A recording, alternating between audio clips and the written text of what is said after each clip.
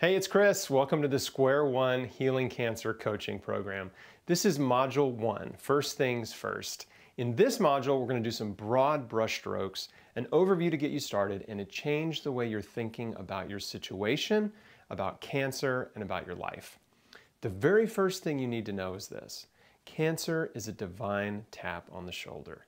And there's a message attached. And that message is, hey, the way you're living is killing you.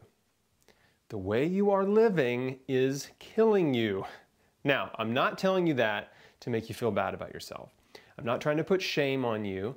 What I'm telling you is now is the time to take full responsibility for your life. One of the most important things I did after my cancer diagnosis was to be honest with myself and say, well, maybe this is my fault. Maybe I had something to do with this. If I contributed to my disease, then maybe I can contribute to my health. We live in a cause and effect world, and our choices matter. What you put in your mouth matters, what you put on your body matters, where you live matters, where you work matters. Your choices matter. Cancer is the convergence of multiple health-destroying factors in your life that all come together at the same time. The way you're living is killing you.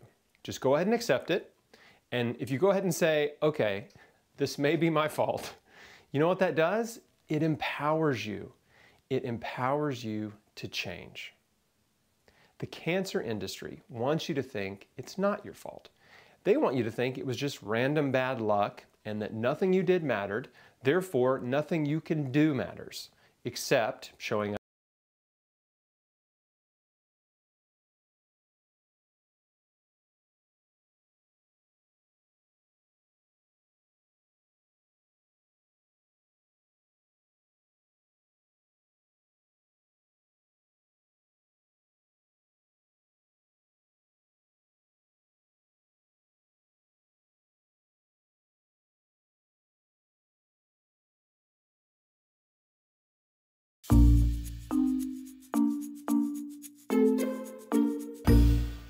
Hey, it's Chris. Welcome to the Square One Healing Cancer Coaching Program.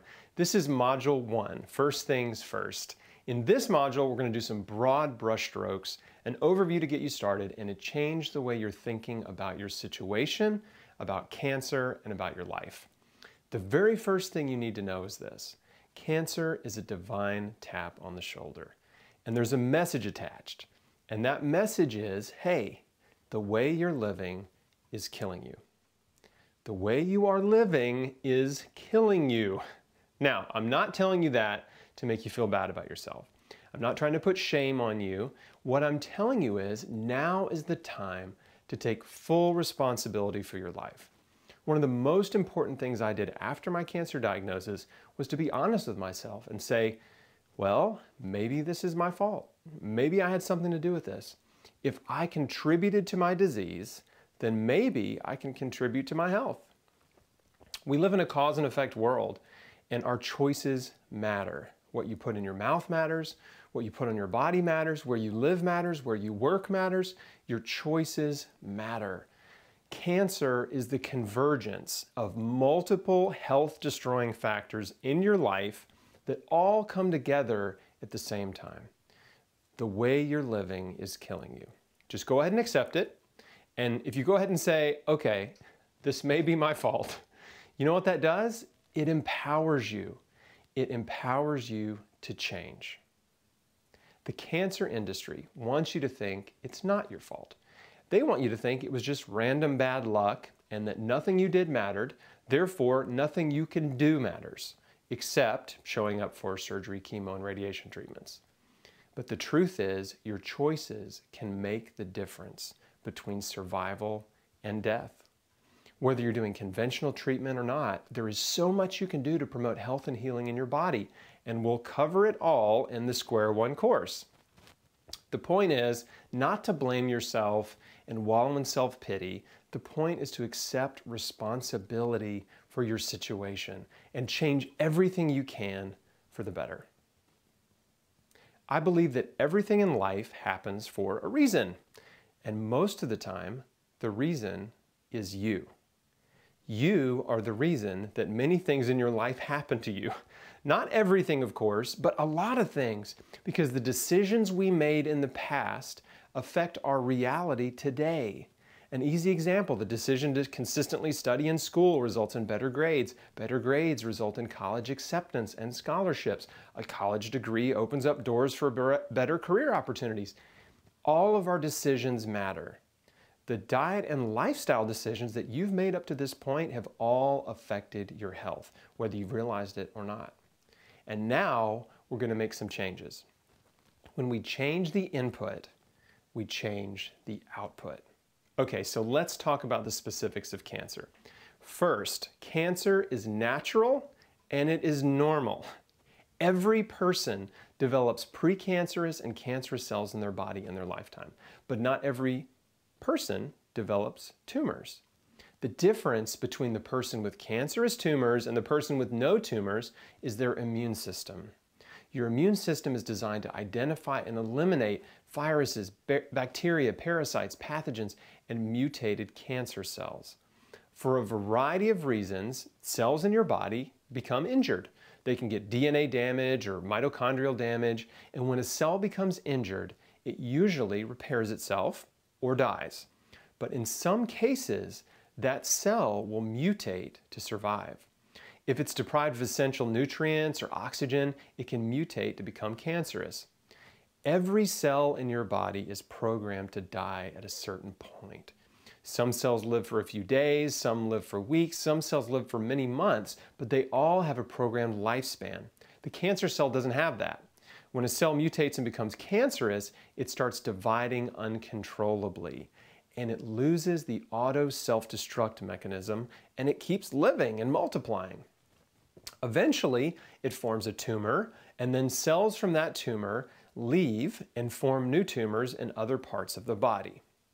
That's the way we've been told cancer develops. But 2 studies on breast cancer published in 2016 found that metastatic cancer cells leave the primary site before the tumor is even big enough to detect.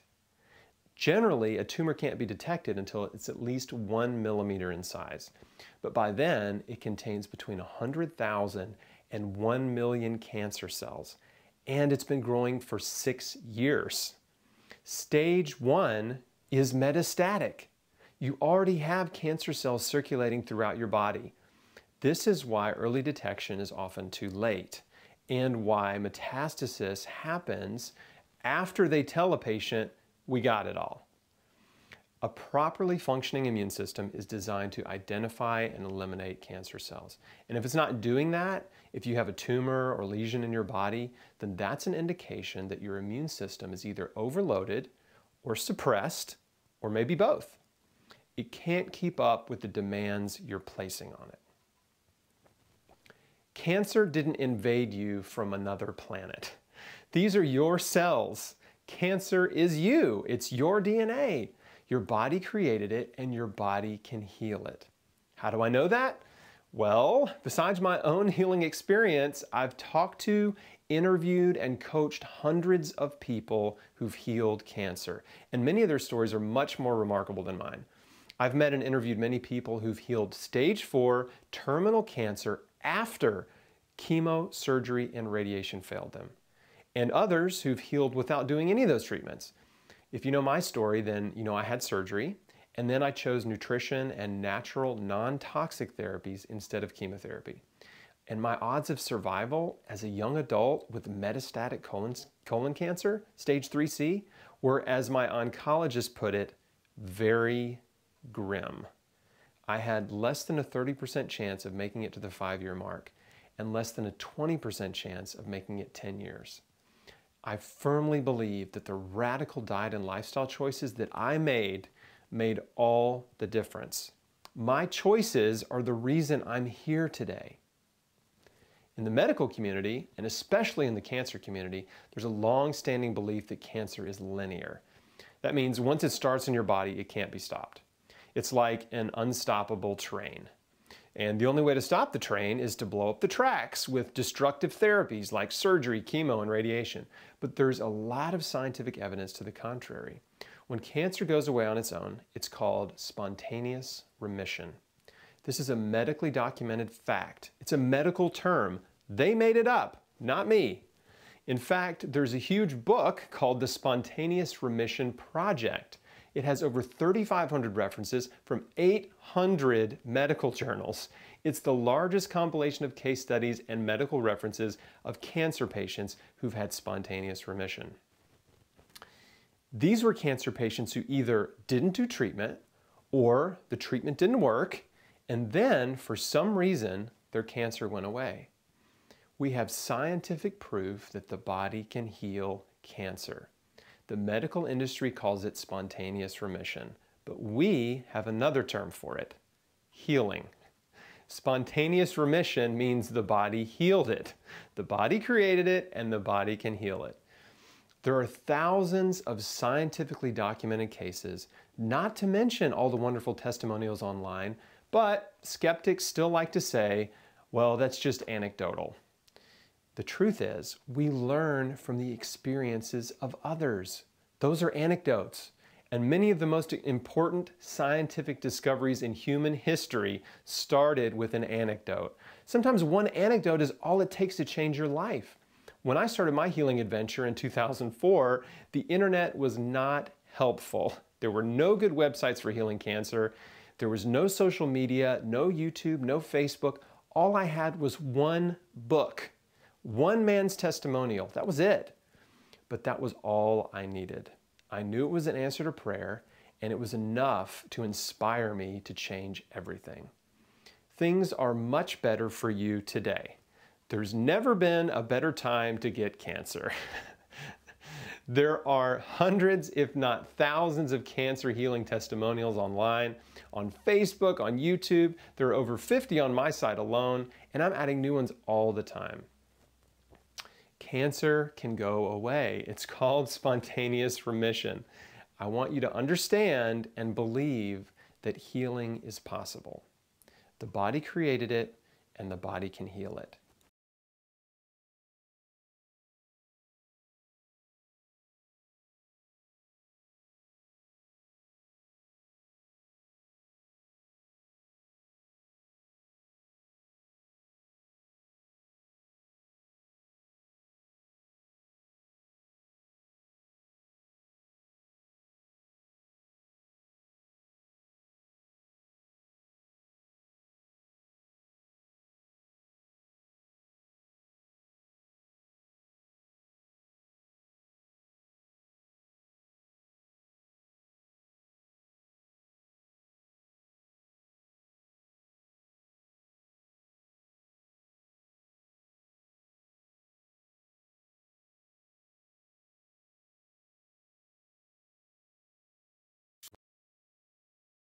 Overwhelmed, and it doesn't have enough capacity to deal with the rogue cancer cell that started multiplying and formed a lesion or a tumor, or maybe spreading in your blood like leukemia or lymphoma.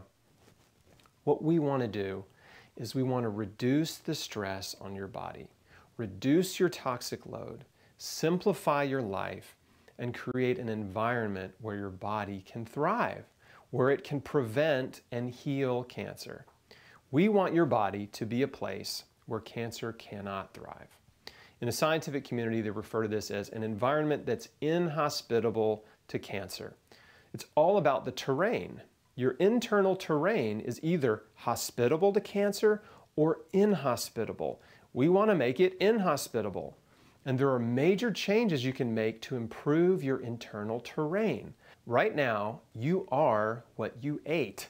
Your body is essentially made out of everything you put in your mouth. If you've been eating junk food and fast food for years, well, then your body is basically built out of junk. It's clogged up and it's polluted and it's not running right. But when you replace the man-made processed junk with high-quality raw materials straight from the earth, you dramatically change your internal terrain. I'm going to show you specifically how to do that in the anti-cancer diet modules, which is modules 3 and 4. Now I want to switch gears. There are two important questions that I ask every cancer patient, and now I'm going to ask you. The first one is, why do you think you have cancer? If you're taking notes, write the answer down. What are the reasons that you think you have cancer? I think you know why you have cancer. There may be some factors in your life that you aren't aware of yet, but I'm also confident that there are factors you do know about. If you think it's stress, you're right. If you think it's because you haven't been taking care of yourself, you're right. How do I know that? Because I've talked to hundreds of cancer patients, and when I ask them that question, they all tell me, I haven't been taking care of myself, and I've had a lot of stress in my life. Listen to your instincts and your intuition. Now, your doctor is not going to ask you why you think you have cancer, because most doctors don't care what you think. If you volunteer why you think you have cancer to your doctor, he's just going to shrug it off and say, it wasn't your diet or lifestyle or stress, it was just bad luck or bad genes. If you have family history, they'll tell you it's genetic. I didn't have any family history, and they told me mine was genetic. Blaming genetics is a way to make the cancer patient powerless. The cancer industry wants to make you a victim, a helpless, powerless victim. A victim has no control over their situation, which means you must be fully dependent on doctors to save you. And there's nothing you can do to affect your future. No, it's nothing you did. No, your diet doesn't matter. Yes, it's okay to eat ice cream, pizza, and burgers. You just need to make sure you eat enough so you don't lose weight. Natural non-toxic therapies won't help you. We are your only hope. That is the message that cancer patients are getting from their oncologists, and I'm here to tell you it's a lie. They're not your only hope. Your body created it. Your body can heal it. The second question I ask every cancer patient is, do you really want to live?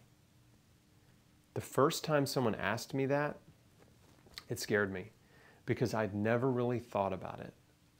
I was so focused on not dying, I wasn't really thinking about living and whether or not I really truly wanted to live. So you need to answer this. It's a yes or no question. Do you want to live? Because if you don't really want to live, there's really no point in doing anything. I mean, there's no point in changing your life. There's certainly no point in doing surgery, chemo, or radiation. Maybe you're content with your life and you're ready to die. Or maybe you're unhappy with your life and you're just tired of living.